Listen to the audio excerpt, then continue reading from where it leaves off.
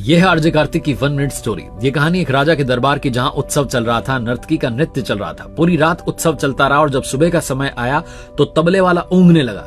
नर्तकी को नाचते नाचते दिखा कि तबले वाले को नींद आ रही है, तो उसको जगाने के लिए नर्तकी ने एक दोहा पढ़ा कि घड़ी गई थोड़ी रही, या में पल पल जाए, एक पलक के कारणे यूं ना कलंक लगाए।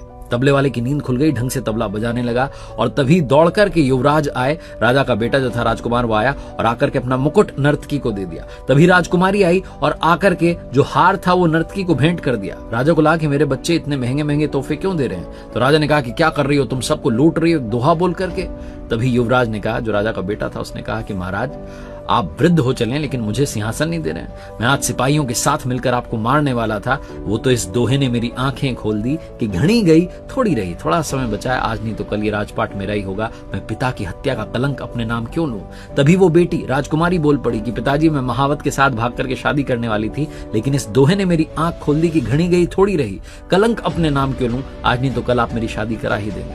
तो राजा ने कहा कि बच्चों, अपने बेटे से कहा सबसे पहले तो तुम ये कुर्सी संभालो, और बेटी से कहा बहुत सारे राज्यों के राजकुमार आए, तुम अपनी पसंद का वर चुन लो। उसके बाद राजा ने भी राजपाट छोड़ दिया और जंगल में चला गया कि थोड़ा ही समय बचा है, भगवान की भक्ति कर लेता हूँ। ये कहानी राजा और नर्तकी की नहीं है, ये कहानी आपकी हमारी है। घड़ी गई थोड़ी रही, थोड़ा समय बचा है, सही इस्तेमाल करना शुरू कीजिए।